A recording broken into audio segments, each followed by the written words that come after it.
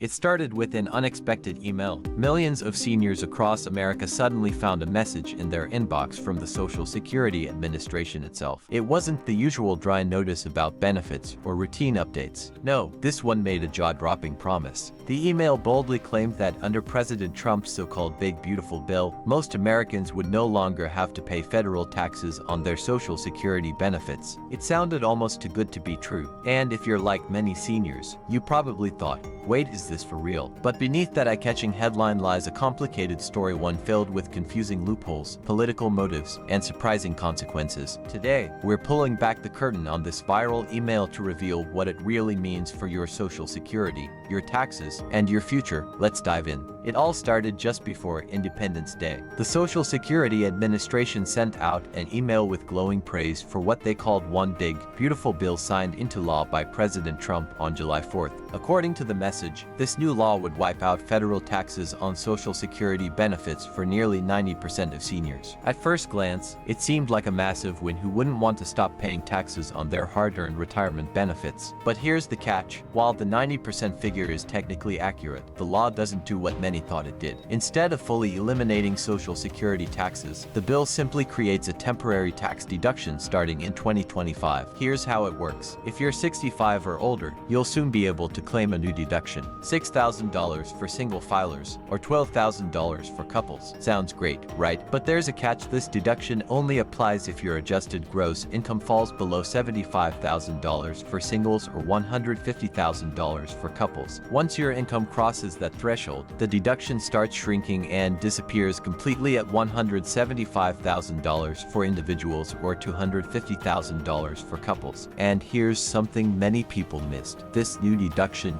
doesn't change the core tax laws around Social Security benefits at all. The same old rules, using income thresholds from the 1980s, $25,000 for individuals and $32,000 for couples, are still in place for calculating taxable benefits. In other words, Social Security benefits aren't magically tax-free. You're just getting a temporary cushion to reduce your taxable income, at least for now. Now, let's talk about that 90% tax-free claim. Here's the truth. Over 60% of seniors were already paying zero taxes on their Social Security benefits before this bill passed.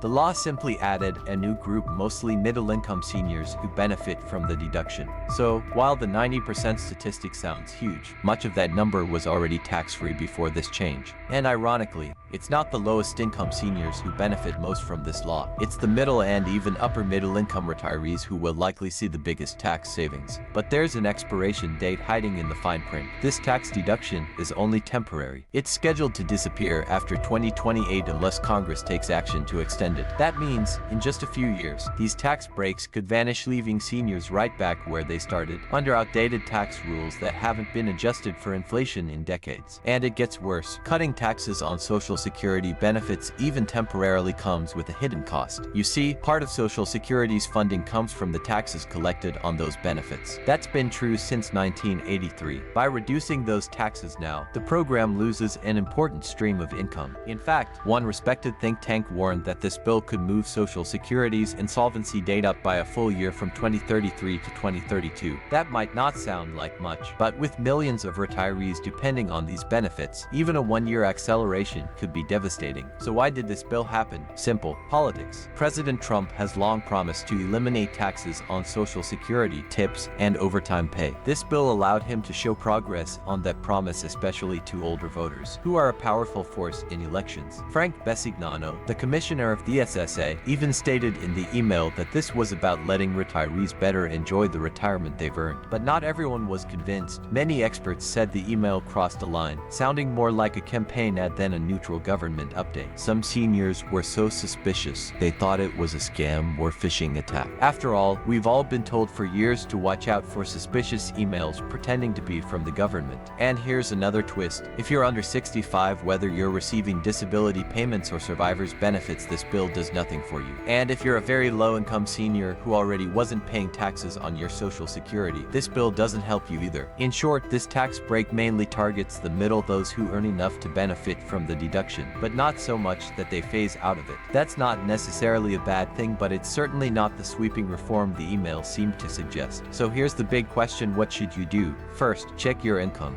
If you're 65 or older and your adjusted gross income is under $75,000 or $150,000 for couples, you'll likely qualify for this deduction starting in 2025. This could lower your taxable income and reduce or eliminate taxes on your benefits through 2028. But if you're under 65, don't file taxes, or your income is above the limits, this bill probably won't affect you at all. It's smart to speak with a tax professional or local tax help center to fully understand how this change might impact your personal situation. At the end of the day, this wasn't a scam email, but it certainly left millions of seniors confused. It promised a lot, but delivered something far less sweeping. Still, this story is far from over. With Social Security's future still uncertain and more elections looming, you can bet we'll hear more about this in the years ahead. Some proposals might help, others could cause even more confusion. So, stay alert, stay informed, and don't be afraid to question the fine print. And if you've looked into how this bill affects you, I'd love to hear your story in the comments. Your experience could help others navigate this confusing topic. Thanks for sticking with me. If you value honest, clear explanations like this, be sure to subscribe for more updates.